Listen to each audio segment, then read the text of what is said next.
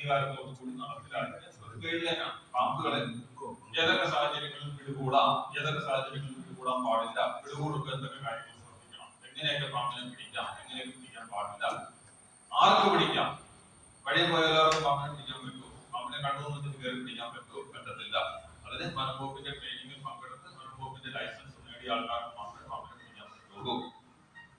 നമ്മുടെ വന്യജീവി സംരക്ഷണവുമായി ബന്ധപ്പെട്ട് കേരള സർക്കാർ സ്വീകരിച്ച ഒരു വളരെ പ്രധാനപ്പെട്ട ഒരു സ്റ്റെപ്പാണ്. മുൻ മാതൃകകളൊന്നും ഇല്ലാതെയാണ് നമ്മൾ ഈ സംഗതി തയ്യാറാക്കിയത്, നടപ്പിലാക്കിയത്. അതായത് ഇന്ത്യയിൽ മറ്റൊരു സംസ്ഥാനത്തും ഇത്തരത്തിലുള്ള ഒരു ഗൈഡ് ലൈൻ നിലവിലില്ല. ഇല്ലായിരുന്ന സമയത്താണ് മറ്റൊരു മാതൃകയും ഇല്ലാതെ നമ്മളിവിടെ ഈ സംഗതി ചെയ്തത്. ഇത് വന്യജീവി സംരക്ഷണ നിയമത്തിന്റെ അടിസ്ഥാനത്തിലാണ്, അതിനെ ബേസ് ചെയ്തിട്ടാണ്, അതില് നിഷ്കർഷകൾ പ്രകാരമാണ് നമ്മൾ തയ്യാറാക്കി നമ്മൾ നടപ്പിലാക്കുകയും ഇത് എന്താണ് വെറുതെ തന്നെ ഒരു ഗൈഡ് ലൈൻ ആയിട്ട് ഇംപ്ലിമെന്റ് ചെയ്യുന്നതിന് പകരം ഈ ഗൈഡ് ലൈൻ എങ്ങനെയൊക്കെ പാലിക്കണം, എങ്ങനെയൊക്കെ നടപ്പിലാക്കണം എന്നുള്ളതിന് വളരെ വ്യക്തമായ ട്രെയിനിങ്, അത് ട്രെയിനിങ്ങിന് വേണ്ടി നമ്മൾ പ്ലാൻ ചെയ്ത് കൊടുത്തിട്ട് അതിനൊരു സിലബസ് തയ്യാറാക്കണം. ട്രെയിനിങ്ങിൽ എന്തൊക്കെ സംഗതികൾ വേണം, ഉൾപ്പെടുത്തണം എന്നുള്ള കാര്യം ഒരു ഗ്രൂപ്പ് ഓഫ് എക്സ്പെർട്സ് കൂടി ആലോചിക്കുകയും ബഹുമാനപ്പെട്ട പാഠത്തെ നേതൃത്വത്തിൽ തന്നെ അത് ഫൈനലൈസ് ചെയ്യുകയും ചെയ്തു. അതിന്റെ കണ്ടന്റ് ഫൈനലൈസ് ചെയ്തു.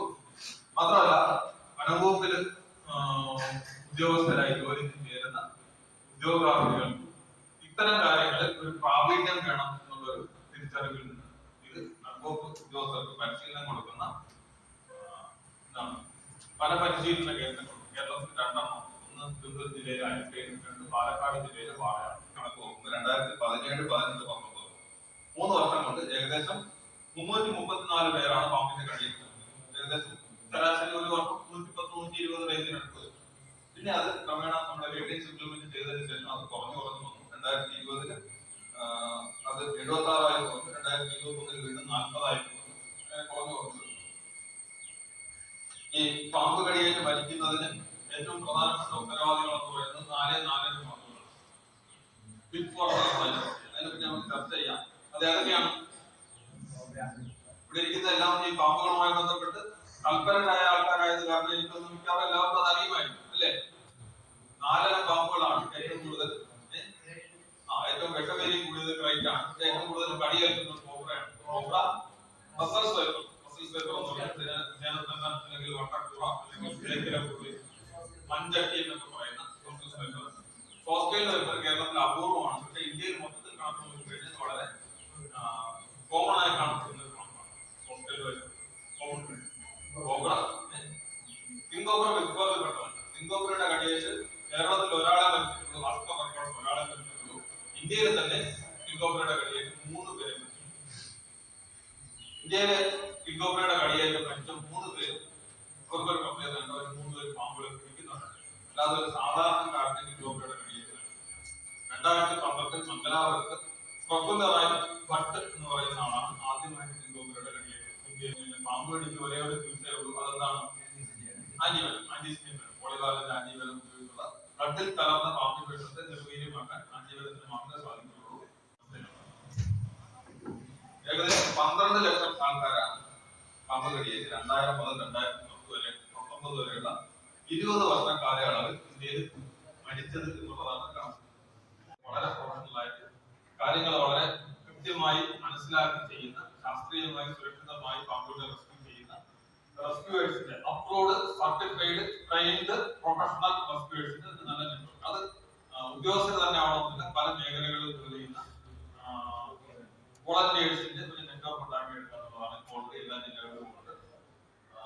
പാമ്പിനെ കാണുന്ന ഒരു സാഹചര്യം, പാമ്പിന് അപകടം ഉണ്ടാകാൻ സാധ്യത, നമ്മൾ അവിടെ നിന്ന് അതിനെ സുരക്ഷിതമായി പിടിച്ച് മാറ്റിയില്ലെങ്കിൽ വീടിനുള്ളിലാണ് കണ്ടത്, അല്ലെങ്കിൽ വീടിന്റെ മുറ്റത്ത് പെട്ടെന്ന് ഒരു പാമ്പിനെ കണ്ടു, വീട്ടുകാർ പേടിച്ചിരിക്കുകയാണ്, നമ്മളോട് അതിനെ പിടിച്ച് മാറ്റിയില്ല എന്നുണ്ടെങ്കിൽ പാമ്പിനെ തല്ലിക്കൊല്ലാൻ സാധ്യതയുണ്ട്. 2 വീട്ടുകാർക്ക് അപകടം, മനുഷ്യന് അപകടം ഉണ്ടാകാൻ സാധ്യത. നമ്മൾ പിടിച്ച് മാറ്റിയില്ലെങ്കിൽ ലേഡീസും സ്ത്രീകളും കുട്ടികളും മാത്രമാണ് വീട്ടിലുള്ളത്, പുരുഷന്മാരില്ല, അവരാകെ പേടിച്ചിരിക്കുകയാണ്. ഒരു വന്യജീവിയെയോ ഒരു ക്യാപ്റ്റീവ് അനിമലിനെയോ കൊല്ലുന്നതോ വിഷമേൽപ്പിക്കുന്നതോ, എവരെയായിട്ടും കൊല്ലാൻ ശ്രമിക്കുന്നതോ വിഷമേൽപ്പിക്കാൻ ശ്രമിക്കുന്നതോ ഹണ്ടിങ്ങാണ്, വേട്ടയാണ്. പിടിക്കുന്നതോ ഓടിക്കുന്നതോ ഓടിച്ചു വിടാൻ ശ്രമിക്കുന്നതോ പിടിക്കാൻ ശ്രമിക്കുന്നതോ പിടിക്കാൻ വേണ്ടി കൂടുവയ്ക്കുന്നതോ ചൂണ്ടയിടുന്നതോ ചൂണ്ടയിട്ട് പിടിക്കുന്നതോ ഓക്കെ, എന്താണ് ആസ് പെർ ഡെഫിനിഷൻ ഹണ്ടിങ്? പിടിക്കുന്നതും പിടിക്കാൻ ശ്രമിക്കുന്നതും ഹണ്ടിങ്. അപ്പൊ എന്തെങ്കിലും കേടുപാടുകൾ വരുത്തുന്നതോ പക്ഷികളെയോ അതുപോലെ പാമ്പുകളെയോ അല്ലെങ്കിൽ ഇഴ ജീവികളെയോ സംബന്ധിച്ച് അതിന്റെ കൂടിനോ അതിന്റെ മുട്ടയ്ക്കോ ഒക്കെ എന്തെങ്കിലും കേടുപാടുകൾ വരുത്തുന്നതോ ഡിസ്റ്റർബൻസ് വരുത്തുന്നതോ ഇതെല്ലാം നിയമപ്രകാരം അല്ലെങ്കിൽ വ്യാഖ്യാന പ്രകാരം എന്താണ് നിർവചനം, വ്യാഖ്യാനമല്ല നിർവചനം, ഡെഫിനിഷൻ നിർവചന പ്രകാരം ഹണ്ടിങ്. ഫീഡിങ്ങും ഹണ്ടിങ്ങും. ഒരു വന്യജീവിക്ക് തീറ്റ കൊടുക്കുന്നത് ഹണ്ടിങ്ങാണ്. അതിന് ഒരുപാട് കാര്യങ്ങളുണ്ട്. ഫീഡിങ് എന്ന് പറഞ്ഞാൽ ഒരു വന്യജീവിയുടെ അതിന് അതിജീവന ശേഷി അല്ലെ, അതിന്റെ ആഹാരം സ്വയം കണ്ടെത്തിയിട്ട് ജീവിക്കാനുള്ള ശേഷിയുണ്ട്. അത് ആ ഒരു ശേഷി അതിനെ ഇല്ലായ്മ ചെയ്യുന്നത് ആഹാരം കൊടുക്കുന്നതിലൂടെ. ടെക്നിക്കലി ആരാണ് വന്യജീവി? വന്യജീവി സംരക്ഷണ നിയമത്തിലെ ഷെഡ്യൂൾ 1-ൽപ്പെട്ട ഷെഡ്യൂൾ 2-ൽപ്പെട്ട ജീവികളാണ് വന്യജീവി. ആരൊക്കെയാണ് ഷെഡ്യൂൾ 1-ൽപ്പെട്ടത്? നമ്മുടെ നാട്ടില് സാധാരണ കാണപ്പെടുന്ന വനത്തിനുള്ളിൽ പുറത്തൊക്കെ കാണുന്ന ജീവികളൊക്കെ വന്യജീവികൾ തന്നെയാണ്. നമ്മൾ വീട്ടിൽ വളർത്തുന്ന ആട്, പൂച്ച, കോഴി മുതലായ ജീവികൾ വളർത്തുമ്പോൾ വന്യജീവികളല്ല. പക്ഷെ നമ്മുടെ ടൗണിൽ താമസിക്കുന്ന ആൾക്കാരായാലും പരിസരത്ത് കാണുന്ന പക്ഷികളും പാമ്പുകളും മറ്റ് ജീവികളും ഒക്കെ എന്ത് തന്നെയാണ്?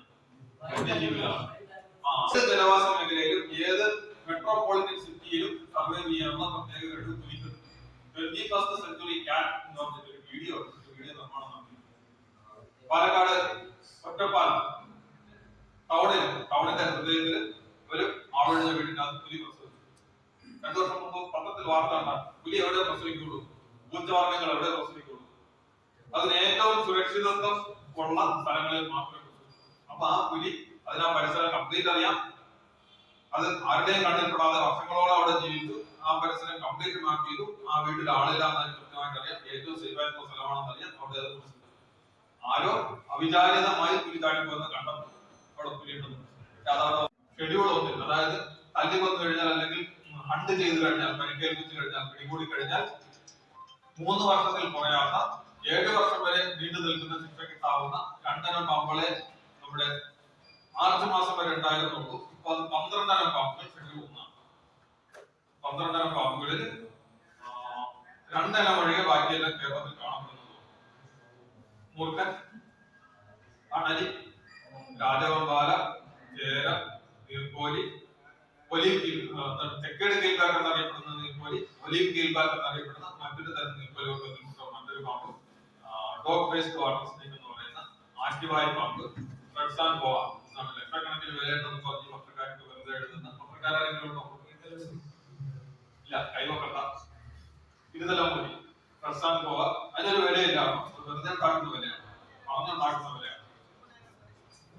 അതുപോലെ മറ്റൊരു സാൻഡോയുടെ വിന്റേജ് പോവാം. അത് സാധാരണഗതിയിൽ പണ്ടൂലി എന്നും ഇരുതലം പുലി എന്നൊക്കെ നമ്മൾ പറയാറുണ്ട്. പിന്നെ നോൺ വെനമസ് എന്നുള്ള വാക്ക് അദ്ദേഹം പറഞ്ഞു. അദ്ദേഹം നമ്മുടെ കൂട്ടത്തിൽ എത്ര വയസ്സുണ്ട്? 66 വയസ്സുണ്ട്. അയ്യോ, 18. സയന്റിഫിക് അല്ല, സാധാരണഗതിയിൽ വളരെ എഡ്യൂക്കേറ്റഡ് ആയിട്ടുള്ള ഒരുപാട് ഡോക്ടർമാര്, ഒരുപാട് PhD ഹോൾഡേഴ്സ് പോയിസണസ് സ്നേക്സ് ഒന്നും നോൺ പോയിസണസ് സ്നേക്സ് ഒന്നും പറയുന്നത് ഞാൻ കേട്ടു. വെനമസ് എന്നുള്ള വാക്കാണ് ശരിയായിട്ടുള്ളത്. പാമ്പുകൾ, നമ്മുടെ കേരളത്തിലെ പാമ്പുകൾ വെനമസ് ആണ്. Venomous snakes, non venomous snakes, poisonous snakes നമ്മുടെ കേരളത്തിൽ ഇല്ല. അപൂർവമായി ലോകത്ത് പോയിസണസ് സ്നേക്സ് ഇന്ത്യയിൽ ചോദിച്ചു കഴിഞ്ഞാൽ അപൂർവമായി ഉണ്ട്. പക്ഷേ കേരളത്തിലില്ല. എന്താണ് പോയിസണും വെനവും തമ്മിലുള്ള വ്യത്യാസം? ചെയ്താൽ, അതായത് ബ്ലഡിൽ കലർന്നാൽ പ്രശ്നമുള്ളതാണ് വെനം. ഇഞ്ചക്ട് ചെയ്താൽ മാത്രം, ബ്ലഡിൽ കലർന്നാൽ മാത്രം പ്രശ്നമുള്ളതാണ് വെനം. അത് ഉള്ളിലേക്ക് പോയി കഴിഞ്ഞാൽ പ്രശ്നമില്ല, കഴിച്ചു കഴിഞ്ഞാൽ പ്രശ്നമില്ല. കഴിച്ചാൽ പ്രശ്നമാവും. എന്താണ്? വായിലോ അല്ലെങ്കിൽ ഉള്ളിലേക്ക് എവിടെയെങ്കിലോ ചെറിയ അൾസറോ പോറലോ. അതിന് വലിയ ഒന്നും വേണ്ട. രാവിലെ ബ്രഷ് ചെയ്യുമ്പോൾ ചെറിയ പോറൽ 3 വർഷത്തിൽ കുറയാത്ത തടവ് ശിക്ഷയാണ്. അത് 7 വർഷം വരെ എക്സ്റ്റെൻഡ് ചെയ്യാം. ഷെഡ്യൂൾ 2-ൽപ്പെട്ട പാമ്പുകളെ ഹണ്ട് ചെയ്ത് കഴിഞ്ഞാൽ 3 വർഷം വരെയുള്ള തടവ് ശിക്ഷയാണ്. പരമാവധി 1 ലക്ഷം രൂപ വരെ പിഴയും ഉണ്ടാവും. പൈത്തൺസ് ഉണ്ട്. ഷെഡ്യൂൾ 1-ലാണ് പൈത്തൺസ്. ഇന്ത്യൻ റോക്ക് പൈത്തണും റെറ്റിക്കുലേറ്റഡ് പൈത്തണും, 2 പൈത്തൺസും ഷെഡ്യൂൾ 2-ൽ വരുന്ന പാമ്പുകൾ എന്ന് പറയുമ്പോൾ നമ്മുടെ ട്രെയിൻ ഷെഡ്യൂൾ 2 ആണ്. പിന്നെ ഒരുപാട് പാമ്പുകളുണ്ട്. ബാക്കി ഈ 130 30ഓളം പാമ്പുകൾ ഈ പറഞ്ഞ 12 ഒഴികെ ബാക്കിയെല്ലാം ഷെഡ്യൂൾ 2 തന്നെയാണ്. ജീവിതം കാണപ്പെടുന്ന സാഹചര്യം അപകടകരമാണെങ്കിൽ അതിനെ സുരക്ഷിതമായ ആവാസ വ്യവസ്ഥയിൽ മാറ്റുന്നതിന് വേണ്ടി ഹണ്ടിങ്ങിന് പെർമിഷൻ കൊടുക്കാം. ഹണ്ടിങ് എന്ന് പറഞ്ഞാൽ കൊല്ലുകയല്ല, അതിന് സുരക്ഷിതമായി പിടികൂടി വളരെ സേഫ് ആയിട്ട് അടുത്ത സ്ഥലത്തേക്ക് കൊണ്ട് വിടുക എന്നുള്ളതാണ്. അങ്ങനെ അനുവാദം കൊടുക്കാൻ പറ്റും. Sarpa mobile application snake awareness rescue and protection app എന്ന് പറയുന്ന മൊബൈൽ ആപ്ലിക്കേഷൻ ആൻഡ്രോയിഡ് കുഞ്ഞായിരുന്ന സമയത്ത് എഴുതുന്നു, ഏറ്റവും അവസാനം മരിക്കാറാവുമ്പോഴും എഴുതുന്നു. ഇതുണ്ടാക്കി നമ്മൾ ഒത്തിരി ആൾക്കാരെ കാണും. പാമ്പ് ധരിച്ചത് മുതൽ എഴുതുന്നു, മരണം വരെ എഴുതുന്നു. അതല്ലാതെ ഈ നിസ്സാരമായ രീതിയിലല്ലാതെ സഞ്ചരിക്കാൻ പറ്റും. അതിന് കയ്യും കാര്യമില്ല. നമ്മൾ പിണ്ടാപ്രാണി ഒരുപാട് ജീവികൾ ആരാ ശരിക്കും പിണ്ടാപ്രാണി? പശുവിനെയൊക്കെ നമ്മൾ അത് പിണ്ടാപ്രാണി അതിനായിട്ട് പട്ടിണിക്കില്ലാതെ അതിന് ഭക്ഷണം കൊടുക്കണം, വെള്ളം കൊടുക്കണം എന്നൊക്കെ പറയുന്നത് അതൊക്കെ വിളിക്കുന്നില്ല. ഒരു 10 പേര് വളഞ്ഞിട്ട് ഒരു പാമ്പിനെ തല്ലിക്കൊല്ലുന്നു. അത് അയ്യോ ചമ്മച്ചേനെ തല്ലിക്കൊല്ലുന്നു എന്ന് പറഞ്ഞാൽ അല്ലെങ്കിൽ ഏതെങ്കിലും തരത്തിൽ ഒക്കെ ഉണ്ടാക്കും, നിലവിളിക്കുകയോ കരയുകയോ ചെയ്യും. അതാണ് ശരിക്കും പിണ്ടാപ്രാണി. ജന്മന അനാഥരായി ജനിക്കുന്ന വിഭാഗമാണ് നമ്മള്. പശുക്കിടാവ്, ആട്ടിൻകുട്ടി, പൂച്ച, ഇതൊക്കെ അതിന്റെ കുഞ്ഞുങ്ങളെ പരിപാലിക്കുന്നുണ്ട്. നമ്മൾ നമ്മുടെ കുഞ്ഞുങ്ങളെ പരിപാലിക്കുന്ന എങ്ങനെയാണ്? വളരെ കരുതലോടെ. കുഞ്ഞിനെടുത്ത് തോണ്ടി വയ്ക്കുമ്പോ അത് അപ്പിയിട്ട് കഴിഞ്ഞാലോ നമ്മൾ അതിനടുത്ത് ദൂരെ കളയോ? വളരെ സ്നേഹത്തോടു കൂടി അതിനെ കൊണ്ടുപോയി കുളിപ്പിച്ച് നമ്മൾ പോയി വൃത്തിയായി നമ്മൾ അതിനെ നിലത്ത് വയ്ക്കാതെ കൊണ്ടാണ്. പക്ഷി കുഞ്ഞുങ്ങളായാലും നമ്മുടെ വീട്ടിൽ വളർത്തുന്ന തള്ളക്കോഴി കുഞ്ഞുങ്ങളെ കൊണ്ട് നടക്കുന്നത് എത്ര കരുതലിലും എത്ര സ്നേഹത്തിലും ഭക്ഷണം കൊടുത്തിട്ടുണ്ട്. പാമ്പാണെങ്കിലോ അത് മുട്ടയിടും, അതിന്റെ വഴിയിൽ പോകും. മുട്ട വരിയും കുഞ്ഞുങ്ങൾ അതിന്റെ വഴിയിൽ പോകും.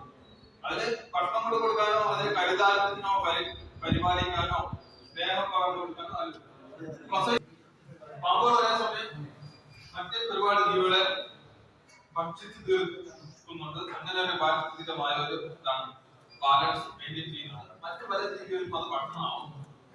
പാമ്പുകൾ തമ്മിൽ ഒരുപാട് കഴിക്കുന്നുണ്ട്. ചേര പോർക്കൻ കുഞ്ഞിനെ കഴിക്കും, മണലി കുഞ്ഞിനെ കഴിക്കും, ചേരയുടെ കുഞ്ഞിനെ കഴിക്കും, മറ്റു പാമ്പുകളെ കഴിക്കും, വെള്ളിക്കട്ട മറ്റു പാമ്പുകളെ കഴിക്കും.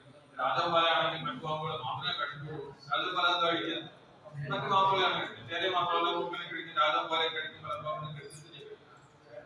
അപ്പൊ രാജപാല മറ്റു പാമ്പുകളെ കഴിക്കുന്നതായി നമുക്കറിയാം. മൂർഖനും മറ്റു പാമ്പുകളെ കഴിക്കും, ചേരയും മറ്റു പാമ്പുകളെ കഴിക്കും, അണലിയും മറ്റു പാമ്പുകളെ കഴിക്കും. എലികളെ, തവളകൾ, വളരെ ആരോഗ്യകരമായ ഒരു ബാലൻസ് ചെയ്തിരിക്കാൻ പാമ്പുകൾ വളരെ സഹായിക്കുന്നുണ്ട്. പോളിവാലന്റിന് പകരം മോണോവാലന്റ് ആന്റിബയോട്ടിക് ഡെവലപ്പ് ചെയ്യാനുള്ള പ്രോഗ്രാംസുകൾ നടക്കുന്നുണ്ട്. കുതിരയിൽ നിന്നുള്ള പകരം അതിനേക്കാൾ എഫക്റ്റീവ് ആയിട്ടുള്ള ആന്റിബയോട്ടിക് ഒട്ടകത്തിൽ നിന്ന് വേർതിരിച്ചെടുക്കാൻ പറ്റുമോ എന്നുള്ള പരീക്ഷണം അവിടെ നടക്കുന്നുണ്ട്. 30 ഒട്ടകത്തിലെ ആ സാധനം പാമ്പിന്റെ ഏരൽ ഭാഗത്തിലൂടെ ഉള്ളിലേക്ക് കടത്തി കഴിഞ്ഞാൽ അത് ഉള്ളിലേക്ക് പോകുന്നെങ്കിൽ അത് മെയില്, ഉള്ളിലേക്ക് പോകാതെ ഇച്ചിരി ഇങ്ങോട്ട് കയറിയിട്ട് സാധനം ചെയ്യുന്നെങ്കിൽ അത് ഫീമെയിൽ. അങ്ങനെയാണ് അതിന്റെ സെക്സ് ഡിറ്റർമിൻ ചെയ്യുന്നത്. ഇങ്ങോട്ട് പാമ്പുകൾ ഡൈമോർഫിക് അല്ല. ആണിനെയും പെണ്ണിനെയും കണ്ട ഒരുപോലെ തന്നെ വളരെ വളരെ അപൂർവം ചില സ്പീഷീസിലൊഴികെ പ്രകടമായ ഡൈമോർഫിസം പാമ്പുകൾ എല്ലാം ഒരുപോലെ ഇരിക്കും. അപ്പൊ അത് പ്രോവ് ചെയ്ത് നോക്കിയാൽ മാത്രമേ